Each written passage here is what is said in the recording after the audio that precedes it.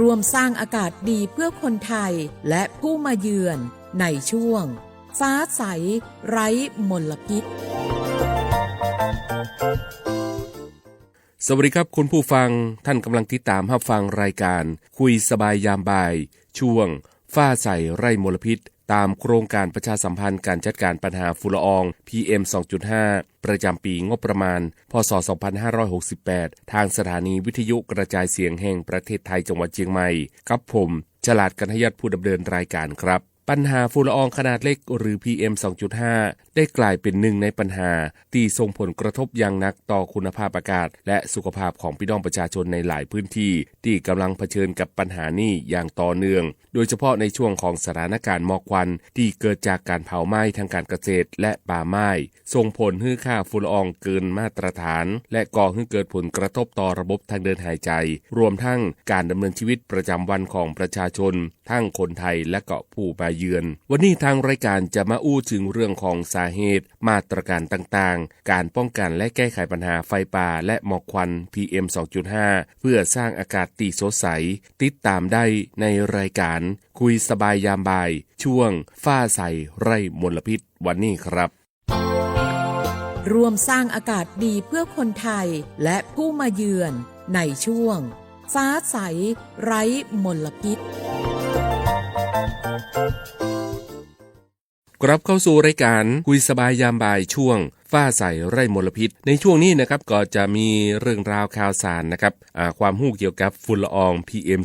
2.5 ซึ่งฝุ่นละอองหมายถึงอนุภาคของแข็งหรือหยดละอองของเหลวนะครับตีแขวนลอยในบรรยากาศซึ่งมีขนาดแตกต่างกันตั้งแต่100ไมครอนลงมาเกิดขึ้นเองตามธรรมชาติและเกิดจากกิจกรรมต่างๆของมนุษย์บางชนิดนะครับก็มีขนาดใหญ่จนมองเห็นได้ด้วยตาเปล่าเช่นฝุ่นจากโรงโม่หินฝุ่นจากโรงไม้แต่บางชนิดนะครับก็มีขนาดเล็กมากจนมองบ่เห็นซึ่งฝุ่นละอองขนาดเล็กมีผลกระทบอย่างมากต่อสุขภาพของประชาชนฝุ่นละอองขนาดเล็กแบ่งย่อยออกเป็น2ชนิดก็คือฝุ่นละอองบ่เกิน 2.5 ไมครอนหรือ PM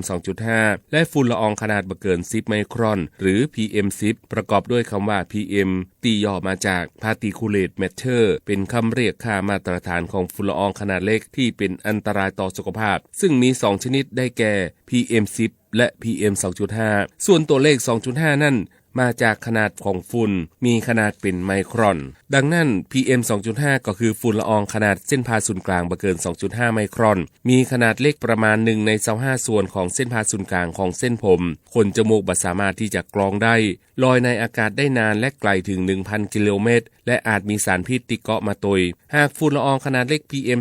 2.5 ล่องลอยอยู่ในอากาศปริมาณนักจนท้องฟ้าเป็นสีมนหรือเกิดเป็นหมอกควันซึ่งสาเหตุของฝุ่นละอองขนาดเล็กมีความแตกต่างกันตามแหล่งกำเนิดในแต่ละพื้นที่ในพื้นที่ภาคเหนือมักเกิดจากปัญหาไฟป่าและการลักลอบเผาในที่โล่งเช่นการเผาเศษวัชพืชการเผาเศษวัสดุทางการเกษตรประกอบกับภูมิประเทศมีลักษณะเป็นแอ่งกระทะและมีภูเขาล้อมรอบซึ่งในช่วงของหน้าแล้งอากาศจะแห้งความกดอากาศสูงทำให้เกิดสภาวะอากาศปิดความรุนแรงของปัญหาจึงเพิ่มขึ้นในเมืองใหญ่เช่นกรุงเทพมหานครและปริมณฑลและเมืองหลักในภูมิภาคต่างๆมีแหล่งกำเนิดมาจากรถยนต์ที่วิ่งบนท้องถนนและเครื่องยนต์ที่เผาไหม้บ่สมบูรณ์รวมถึงการติดเครื่องยนต์ขณะจอดอยู่กับที่โดยเฉพาะในช่วงที่การจราจรหนาแน่นและติดขัดทำให้เกิดการสะสมตัวของมลพิษทางอากาศในปริมาณนักนอกจากนี้นะครับเกิดจากการเผาไหม้ต่างๆในบ้านเรือนหรือกิจกรรมชุมชนเช่นการจุดเตาถ่านในบ้านเรือนการปิ้งหรือย่างอาหารทำให้เกิดการสะสมมลพิษทางอากาศในปริมาณที่สูงขึ้นทำให้เป็นอันตรายโดยเฉพาะในท้องที่บ่มีช่องระบายอากาศรวมถึงปฏิกิริยาเคมีในอากาศเช่นก๊าซซัลเฟอร์ไดออกไซด์ของไนโตรเจนและสารอินทรีย์ระเหยง่ายทำปฏิกิริยากับสารอื่นในอากาศเกิดเป็นฝุ่นละเอียดได้ผลกระทบต่อร่างกายนะครับกระตุ้นให้คนที่มีโรคระบบทางเดินหายใจเรื้อรังเกิดอาการกำเริบเช่นโรคหอบหืดโรคจมูกอักเสบภูมิแพ้โรคหอบหืดและโรคถุงลมโป่งพองกระตุ้นให้คนที่มีโรคระบบหัวใจและหลอดเลือดเรื้อรังเกิดอาการกำเริบโดยเฉพาะโรคกล้ามเนื้อหัวใจขาดเลือดสำหรับผลระยะยาวจะทำให้การทำงานของปอดถดถอย อาจเกิดโรคถุงลมโป่งพองได้แม้จะบ่สูบบุหรี่ก็ตามและก็เพิ่มโอกาสทำให้เกิดมะเร็งปอดได้ตุยนะครับข้อแนะนำวิธีป้องกันตัวเก่าจากฝุ่น PM 2.5 ลดการใช้ยานพาหนะส่วนตัวส่งเสริมการใช้ระบบขนส่งสาธารณะหลีกเลี่ยงการเผาไหม้ในที่โล่งแจ้งเผาพื้นที่เพื่อเตรียมการทำเกษตรกรรมเผาขยะหรือวัสดุเหลือใช้ควบคุมกระบวนการก่อสร้างให้มีฝุ่นน้อยที่สุดออกกำลังกายในที่ร่มฝุ่นน้อยๆบ่ควรที่จะใส่หน้ากากอนามัยเวลาออกกำลังกายรับประทานอาหารเสริมอาหารที่มีวิตามินซีและก็วิตามินอีสูงเช่นถั่วปลาใส่หน้ากากอนามัยทุกครั้งที่จำเป็นต้องออกข้างนอกบ้านหรือที่โล่งแจ้งใส่หน้ากากพิเศษชนิดเรียกว่า N95 โดยเฉพาะผู้ป่วยที่เป็นโรคระบบทางเดินหายใจหรือโรคหัวใจเรื้อรังสำหรับคนทั่วไปอย่างน้อยให้ใส่หน้ากากอนามัยโดยต้องใส่ให้ถูกวิธีคือหันด้านที่เป็นสีเขียวและมันออกด้านนอกคือส่วนที่มีแผ่นเสริมความแข็งแรงและช่วยเข้ารูปอยู่ด้านบนของจมูกสังเกตรอยพับของผ้าด้านหน้าต้องพับลงหากใส่พิษรอยพับจะกักเก็บฝุ่นละอองในรอยพับทำให้หายใจลำบากนี่ก็เป็นเรื่องราวข่าวสารของเรื่องของสาเหตุนะครับของฝุ่นPM 2.5 ที่เกิดขึ้นนะครับนี่ก็เป็นเรื่องราวข่าวสารที่นำมาให้ท่านผู้ฟังได้ติดตามรับฟังกันกับรายการคุยสบายยามบ่ายช่วงฟ้าใสไร้มลพิษนะครับร่วมสร้างอากาศดีเพื่อคนไทยและผู้มาเยือนในช่วงฟ้าใสไร้มลพิษ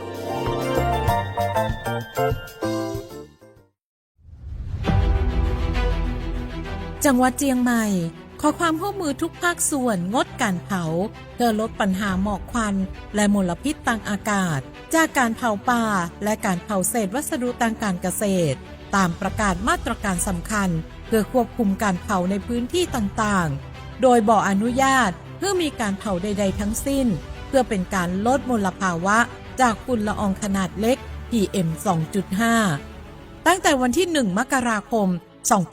2568 จนถึงวันที่ 15 พฤษภาคม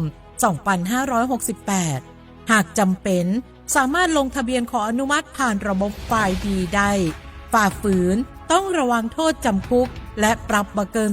2,500 บาทหรือทั้งจำทั้งปรับจังหวัดเชียงใหม่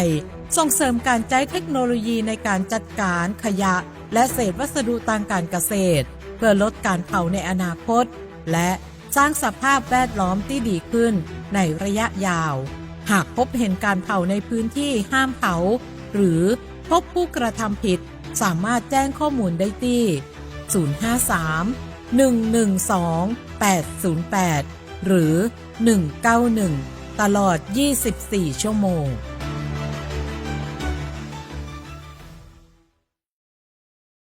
กลับเข้าสู่รายการคุยสบายยามบ่ายช่วงฟ้าใสไร้มลพิษนะครับในช่วงนี้นะครับก็จะเป็นในเรื่องของการดูแลตัวเก่านะครับเพื่อลดความเสี่ยงต่อสุขภาพจากฝุ่น PM 2.5 ก็ควรที่จะตรวจสอบสถานการณ์และก็ค่าฝุ่น PM 2.5 จากแอปพลิเคชัน Air for Thai หรือเว็บไซต์ airforthai.pcd.go.th ของกรมควบคุมมลพิษหรือข้อมูลจากเครื่องตรวจวัดคุณภาพอากาศด้วยดาวเทียมผ่านแอปพลิเคชันเช็คฝุ่นและก็ปฏิบัติตามคำแนะนำจากระดับ4คุณภาพอากาศก่อนออกจากบ้านซึ่งเกณฑ์ดัชนีคุณภาพอากาศของประเทศไทยจะแบ่งเป็น5ระดับการแจ้งเตือนจะใช้สีเป็นสัญลักษณ์ซึ่งมีคะแนนตั้งแต่0ถึงมากกว่า200โดยดัชนีคุณภาพอากาศ100มีค่าเทียบเท่าค่าคุณภาพอากาศในบรรยากาศโดยทั่วไป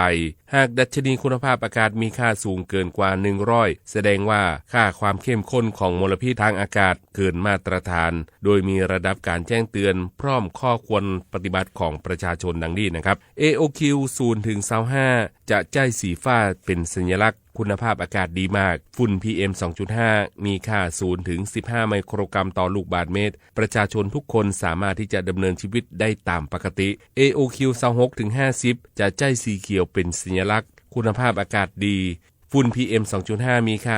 15.1 ถึง 25 ไมโครกรัมต่อลูกบาศก์เมตรประชาชนทั่วไปสามารถที่จะทำกิจกรรมกลางแจ้งได้ตามปกติประชาชนกลุ่มเสี่ยงควรสังเกตอาการผิดปกติเช่นไอบ่อยหายใจลำบากหายใจทีหายใจบ่ออกหายใจมีเสียงวีดแน่นหน้าอกเจ็บหน้าอกใจสั่นคลื่นไส้เมื่อยล้าผิดปกติหรือวิงเวียนศีรษะ AOQ 51 ถึง 100จะใจสีเหลืองเป็นสัญลักษณ์ฝุ่น PM 2.5 มีค่า 25.1 ถึง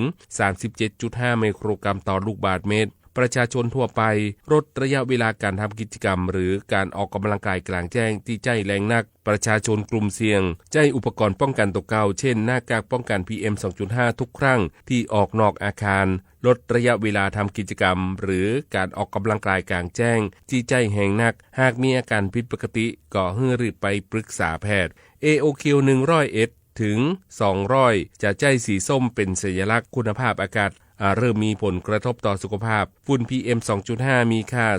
37.6 ถึง 75 ไมโครกรัมต่อลูกบาศก์เมตรประชาชนทั่วไปใช้อุปกรณ์ป้องกันตัวเก่าเช่นหน้ากากป้องกัน PM 2.5 ทุกครั้งที่ออกนอกอาคารกำจัดระยะเวลาในการทำกิจกรรมหรือการออกกำลังกายกลางแจ้งที่ใจแรงนักควรสังเกตอาการผิดปกติเช่นไอหายใจลำบากระคายเคืองตาประชาชนกลุ่มเสี่ยงให้ใช้อุปกรณ์ป้องกันตัวเก่าเช่นหน้ากากป้องกัน PM 2.5 ทุกครั้งที่ออกนอกอาคารเลี่ยงการทำกิจกรรมหรือการออกกำลังกายกลางแจ้งที่ใจแรงนักให้ปฏิบัติตามคำแนะนำของแพทย์หากมีอาการผิดปกติก็ให้รีบไปพบแพทย์ AOQ 200 ขึ้นไปจะใจสีแดงเป็นสัญลักษณ์คุณภาพอากาศมีผลกระทบต่อสุขภาพซึ่งฝุ่น PM 2.5 มีค่า 75.1 ไมโครกรัมต่อลูกบาศก์เมตรขึ้นไปประชาชนทุกคนงดกิจกรรมกลางแจ้งหากมีความจำเป็นทำกิจกรรมกลางแจ้งให้ใจอุปกรณ์ป้องกันตัวเก่าทุกครั้งเช่นหน้ากากป้องกัน PM 2.5 หากมีอาการผิดปกติก็ให้รีบไปพบแพทย์ผู้มีโรคประจำตัวก็ควรที่อยู่ในพื้นที่ปลอดภัยจากมลพิษทางอากาศและให้เตรียมยาและอุปกรณ์จำเป็นให้พร้อมและปฏิบัติตามคำแนะนำของแพทย์อย่างเคร่งครัดนี่ก็เป็นเรื่องราวข่าวสารนะครับในส่วนของการตรวจเช็คค่าคุณภาพอากาศและก็การปฏิบัติตนนะครับในช่วงที่สถานการณ์ฝุ่น PM 2.5 เกินค่ามาตรฐานนะครับนี่ก็เป็นเรื่องราวข่าวสารนะครับที่นำมาให้ท่านผู้ฟังได้ติดตามรับฟังกันกับรายการคุยสบายยามบ่ายช่วงฟ้าใสไร้มลพิษนะครับร่วมสร้างอากาศดีเพื่อคนไทยและผู้มาเยือนในช่วงฟ้าใสไร้มลพิษกลับเข้าสู่รายการคุยสบายยามบ่ายช่วงฟ้าใสไร้มลพิษนะครับในช่วงนี้นะครับทางรายการนะครับก็มีเรื่องราวข่าวสารในส่วนของสาเหตุนะครับของฝุ่น PM 2.5 ซึ่งทางทีมวิจัยมหาวิทยาลัยเชียงใหม่ก็ได้มีการเปิดเผยถึงองค์ประกอบทางเคมีของฝุ่น PM 2.5 ในตัวเมืองเชียงใหม่ซึ่งในและนอกช่วงของสถานการณ์หมอกควันซึ่งทีมนักวิจัยนะครับของศูนย์วิจัยวิทยาศาสตร์สิ่งแวดล้อมคณะวิทยาศาสตร์มหาวิทยาลัยเชียงใหม่โดยทางด้านของรองศาสตราจารย์ดร.สมพรจันทระและนายสรณะจันทร์สืบศรีก็ได้มีการเผยแพร่ผลวิจัยนะครับในเรื่องของฝุ่น PM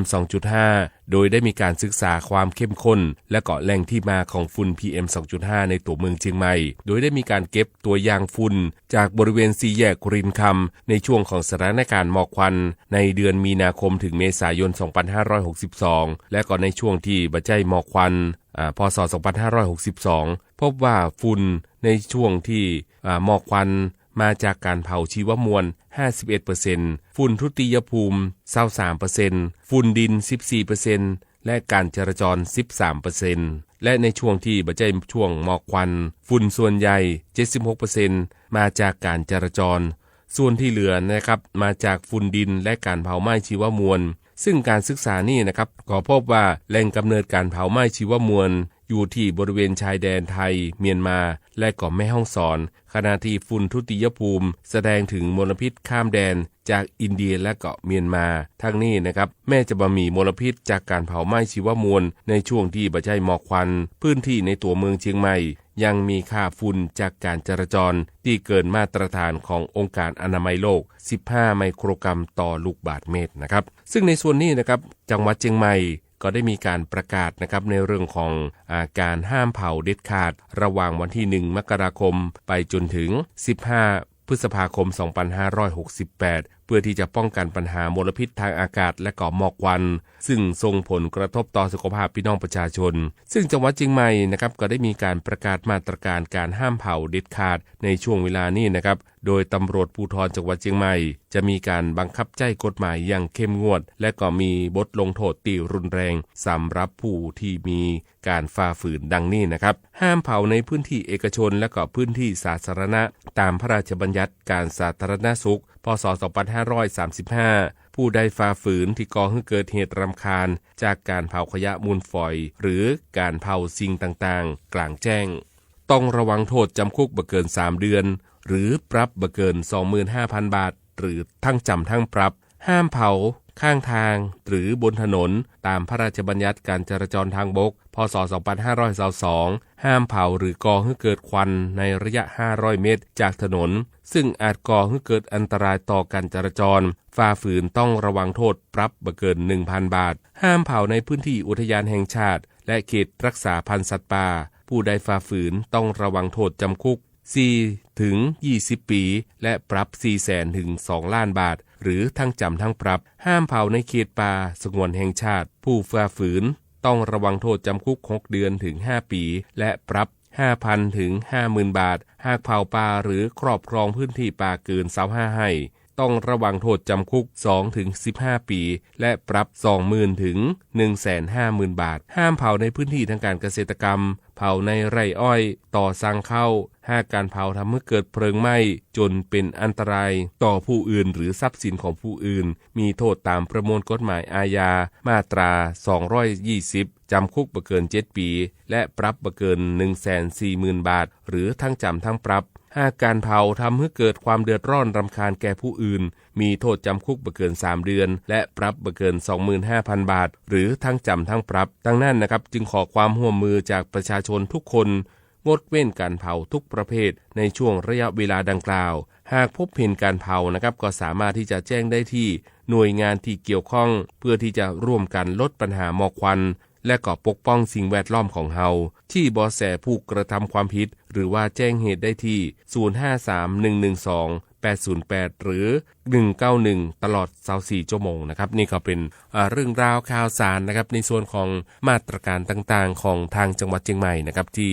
ได้มีการประกาศห้ามเผานะครับนี่ก็เป็นเรื่องราวข่าวสารที่นำมาให้ท่านผู้ฟังได้ติดตามรับฟังกันกับรายการคุยสบายยามบ่ายช่วงฟ้าใสไร้มลพิษนะครับ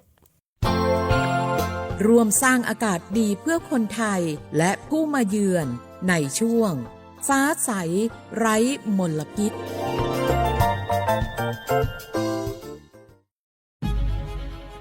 ศูนย์อำนวยการป้องกันและแก้ไขปัญหาไฟป่าหมอกควันและฝุ่นละอองขนาดเล็ก PM 2.5 จังหวัดเชียงใหม่ปี 2568ตั้งเป้าลดจุดฮอตสปอตลดฝุ่น PM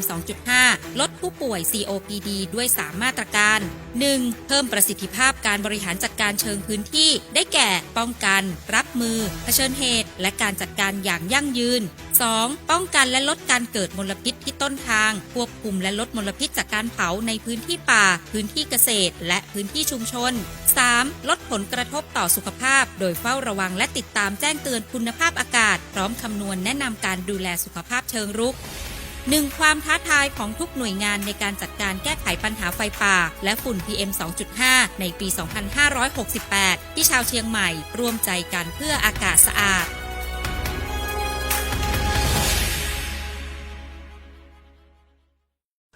กลับเข้าสู่รายการคุยสบายยามบ่ายช่วงฟ้าใสไร้มลพิษนะครับในช่วงนี้นะครับทางรายการนะครับก็มีเรื่องราวข่าวสารนะครับในส่วนของการป้องกันในเรื่องของการเผาในพื้นที่ทางการเกษตรและก็ในเรื่องของการลักลอบเผาป่าตัวเองนะครับซึ่งทางคณะทำงานบริหารจัดการวัสดุเหลือใช้ทางการเกษตรก็ได้มีการเปิดเผยถึงมาตรการนะครับการเฝ้าระวังสร้างการรับรู้และก็ป้องปรามการตัดสิทธิ์การให้ความช่วยเหลือจากการเผาและการบริหารจัดการไฟนะครับในพื้นที่เพาะปลูกข้าวโพดอ้อยและ การส่งเสริมการเกษตรที่ปลอดการเผาตุยนะครับซึ่งทางด้านของนายศิวกรบัวป้องรองผู้ว่าราชการจังหวัดเชียงใหม่ได้เป็นประธานในการประชุมคณะทำงานบริหารจัดการวัสดุเหลือใช้ทางการเกษตรของจังหวัดเชียงใหม่ครั้งที่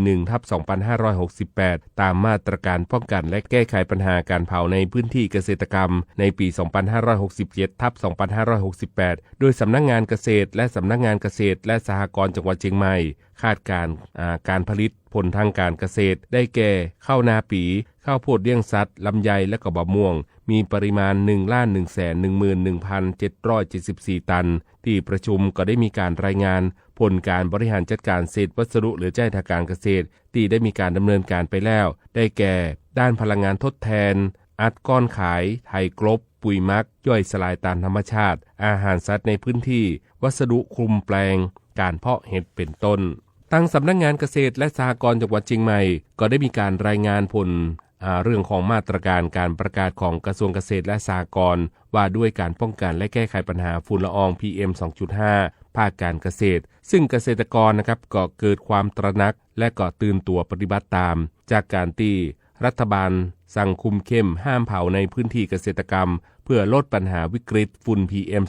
2.5 ที่คุกคามสุขภาพประชาชนและก็สิ่งแวดล้อมเพื่อลดปัญหามลพิษทางอากาศอย่างยั่งยืนหากพบพื้นที่ที่มีร่องรอยการเผานะครับจะถูกตัดสิทธิ์เข้าร่วมโครงการสนับสนุนและการพัฒนาศักยภาพทางการเกษตรทันทีได้แก่เกษตรกรที่เคยมีประวัติการเผาจะถูกตัดสิทธิ์จากโครงการสนับสนุนของกระทรวงโดยบ่มีข้อยกเว้นโดยหน่วยงานที่เกี่ยวข้องนะครับก็ได้รับมอบหมายให้ตรวจสอบร่องรอยการเผาและก็การบูรณาการข้อมูลกับสำนักงานปลัดกระทรวงเกษตรเพื่อที่จะเอาผิดผู้กระทำความผิดกำหนดช่วงเวลาห้ามเผาตั้งแต่ 1 มกราคมไปจนถึง 31 พฤษภาคม 2567 ซึ่งควบคุมสถานการณ์ฝุ่นพิษซึ่งคณะกรรมการหมู่บ้านและก็หน่วยงานท้องถิ่นจะต้องเข้มงวดตรวจสอบพื้นที่ต้องสงสัยพร้อมรายงานต่อหน่วยงานกลางทันทีแต่มาตรการนี้นะครับจะบรวมพื้นที่ที่ประสบภัยพิบัติกระทบพื้นที่เกษตรนะครับส่วนในเรื่องของการป้องกันนะครับในเรื่องของการลักลอบเผาป่าก็ได้มีการป้องกันนะครับไฟป่าในอุทยานแห่งชาติออบขานซึ่งทางอุทยานแห่งชาติออบขานได้ออกประกาศห้ามเผาเข้าไปในพื้นที่เขตอุทยานแห่งชาติออบขานท้องที่ตำบลเสมิงใต้แม่สาบของอำเภอเสมิงตำบลบ้านปงน้ำแพร่ของอำเภอหางดงตำบลน้ำบ่อหลวงของอำเภอสันปะตองและตำบลนอนเปาบ้านกาดแม่วินของอำเภอแม่วางตั้งแต่วันที่ 15 กุมภาพันธ์ไปจนถึง 15 พฤษภาคม 2568 เพื่อป้องกันการลักลอบเข้าไปเก็บหาของป่าการล่าสัตว์และการจุดไฟเผาป่าเพื่อที่จะเตรียมพื้นที่ทำการเกษตรของราษฎรซึ่งส่งผลกระทบสร้างความเสียหายต่อระบบนิเวศป่าไม้แหล่งต้นน้ำลำธารแหล่งที่อยู่อาศัยและก็แหล่งอาหารของสัตว์ป่ารวมถึงแหล่งท่องเที่ยวที่สำคัญตามมาตรการป้องกันและแก้ไขปัญหาไฟป่าหมอกควันและฝุ่นละออง PM 2.5 ของจังหวัดเชียงใหม่กรณีมีเหตุจำเป็นนะครับที่หลีกเลี่ยงบ่ได้ก่อนเข้าไปในเขตอุทยานแห่งชาติออบขานจะต้องลงทะเบียนแจ้งชื่อที่อยู่เลขที่บัตรประชาชนให้เจ้าหน้าที่อุทยานและกำนันผู้ใหญ่บ้านในท้องที่รับทราบและบดำวัตถุทำให้เกิดไฟเข้าไปในเขตอุทยานแห่งชาติออบขานหากผู้ใดฝ่าฝืนนะครับก็จะมีความผิดตามพรบป่าสงวนแห่งชาติพ.ศ. 2507ต้องระวังโทษจำคุกตั้งแต่1 ปีถึง10 ปีและปรับตั้งแต่ 20,000 ถึง 200,000 บาทในกรณีที่กระทำผิดเป็นเนื้อที่เกิน25 ไร่ต้องระวังโทษจำคุก4 ปีถึง20 ปีและปรับ 200,000 ถึง 2 ล้านบาทอย่างไรก็ตามนะครับประกาศดังกล่าวยกเว้นบริเวณแหล่งท่องเที่ยวโกรกทานออบขานที่ยังสามารถเข้าได้ตามปกตินะครับส่วนการป้องกันไฟป่าในอุทยานแห่งชาติดอยอินทนนท์อุทยานแห่งชาติดอยอินทนนท์นะครับก็ได้มีการประกาศห้ามบ่ให้บุคคลใดเข้าไปในเขตอุทยานแห่งชาติดอยอินทนนท์โดยบ่มีเหตุอันสมควรในท้องที่ตำบลบ้านหลวงตำบลดอยแก้วอำเภอจอมตองตำบลแม่นาจรตำบลช่างเคิงตำบลท่าผาอำเภอแม่แจ่มตำบลแม่วินตำบลทุกปี้อำเภอแม่วางและตำบลสองแควตำบลยางคลามอำเภอดอยหล่อยกเว้นในเขตบริการเขตนันทนาการเขตนันทนาการกลางแจ้งและเขตกิจกรรมพิเศษตั้งแต่วันที่ 10 กุมภาพันธ์ไปจนถึง 10 เมษายน 2568 ทั้งนี้นะครับ พื่อป้องกันไฟป่าที่เกิดจากการลักลอบเผาด้วยหลายสาเหตุก่อให้เกิดฝุ่น PM 2.5 ส่งผลกระทบต่อสุขภาพพี่น้องประชาชนและยังส่งผลกระทบต่อภาคการท่องเที่ยวระบบเศรษฐกิจตลอดจนเป็นการทำลายทรัพยากรธรรมชาติและระบบนิเวศส่วนกรณีที่มีเหตุจำเป็นให้ลงทะเบียนหน้าด่านตรวจจุดเฝ้าระวังไฟป่าหน่วยพิทักษ์อุทยานแห่งชาติดอยอินทนนท์ทุกหน่วยหรือจุดบูรณาการร่วมในพื้นที่อุทยานแห่งชาติโดยแจ้งรายชื่อและก็เหตุผลนะครับในการเข้าไปในเขตอุทยานแห่งชาติดอยอินทนนท์เพื่อขออนุญาตก่อนทุกครั้งหากผู้ใดฝ่าฝืนจะมีความผิดต้องระวังโทษปรับบ่เกิน 100,000 บาทนี่ก็เป็นในส่วนของมาตรการต่างๆนะครับเพื่อที่จะป้องกันในเรื่องของการเผาในพื้นที่ทางการเกษตรและก็การลักลอบเผาป่าด้วยนะครับนี่ก็เป็นเรื่องราวข่าวสารนะครับที่นำมาให้ท่านผู้ฟังได้ติดตามรับฟังกันกับรายการคุยสบายยามบ่ายช่วงฟ้าใสไร่มลพิษนะครับร่วมสร้างอากาศดีเพื่อคนไทยและผู้มาเยือนในช่วงฟ้าใสไร้มลพิษ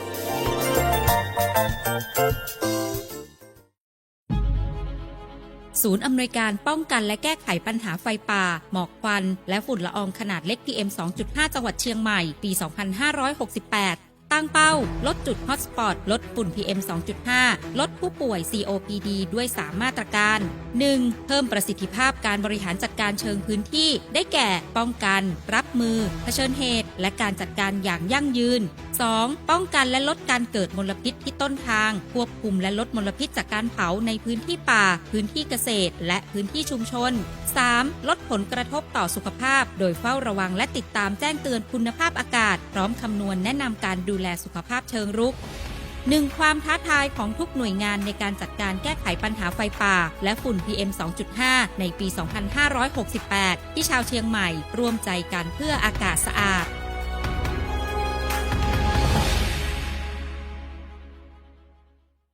กลับเข้าสู่รายการคุยสบายยามบ่ายช่วงฟ้าใสไร่มลพิษปัญหาฝุ่นละออง PM 2.5 มีผลกระทบต่อสุขภาพและคุณภาพอากาศอย่างรุนแรงโดยมีสาเหตุจากการเผาไหม้ทั้งในภาคการเกษตรและจากมลพิษทางการจราจรซึ่งการเฝ้าระวังและการป้องกันที่สำคัญรวมถึงการหลีกเลี่ยงการเผาในที่โล่งแจ้งการใช้หน้ากากอนามัยการหลีกเลี่ยงกิจกรรมกลางแจ้งในช่วงที่มีฝุ่นละอองหนาแน่นและการสนับสนุนการเกษตรปลอดการเผาเพื่อปกป้องสุขภาพและสิ่งแวดล้อมโดยมีมาตรการควบคุมและลงโทษผู้ฝ่าฝืนอย่างเข้มงวดเพื่อบรรเทาปัญหาฝุ่นพิษในพื้นที่ต่างๆและสร้างอากาศที่สดใสให้กับคนไทยและเกาะผู้มาเยือนให้ยั่งยืนต่อไป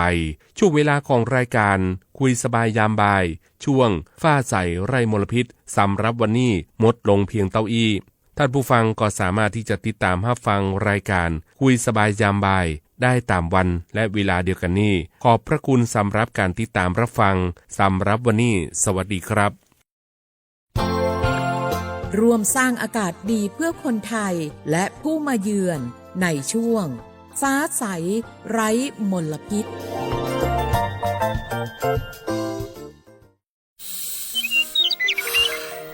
เจ้าจะอี้อากาศกำลังดีมีหมอกมีเหมยมีน้ำข้างเหมือนในฝันเลยเนาะเจ้เนาะใจละยิ่งตอนแรงซ้ำหายนะช่วงตะวันจะตกดินน่ะฟ้าเป็นสีทองงามแต่อากาศแบบนี้นี่นักท่องเที่ยวชอบเนอะว่าได้สาวๆมายืนตากน้ำข้างอย่างกันอยู่นี่บรรหาวันกันนี่เปิ้นกำลังชมความงามธรรมชาติอยู่มาอู้ให้เสียบรรยากาศหมดไอ้แก้วว่าแต่ว่านี่จะไปไหนนี่วันนี้นี่พูดนั่นกันไงจะไปเฝ้าเฟืองให้กำที่กลางตรงพุ่นไงที่ป่อบอกว่าจะปลูกหอมแล้วนี่ไอ้แก้วเปิ้นกำลังชื่นชมอากาศดีๆนี่จะมาย่างให้อากาศเสียเหี้ยแล้วนี่เอาให้หมอแก้วเจ้เคยบอกแล้วโลว่าการเผาอะทำให้เกิดมลพิษฝุ่น PM 2.5 มันส่งผลกระทบต่อสุขภาพต่อสิ่งแวดล้อมและการท่องเที่ยวตอนนี้อากาศบ้านเฮากำลังดีๆอยู่ถ้ามีการเผาเศษวัสดุต่างๆอากาศก็แย่นักท่องเที่ยวก็บ่อยากมาน่ะกะใจละเจ้อากาศกำลังดีๆอยู่จะมาเผาอะไรเปิ้นเหี้ยไปเลยไหนไอ้แก้วคือไอ้คำมันมาไถฮือมันเตะไอ้แก้วนี่นะโอ้ขอโทษครับน้องพลล่ะคิดว่าเผามันง่ายดีแน่ร่วมสร้างอากาศที่สดใสไม่สร้างมลพิษให้สิ่งแวดล้อมปรารถนาดีจากสำนักประชาสัมพันธ์เขต 3 กรมประชาสัมพันธ์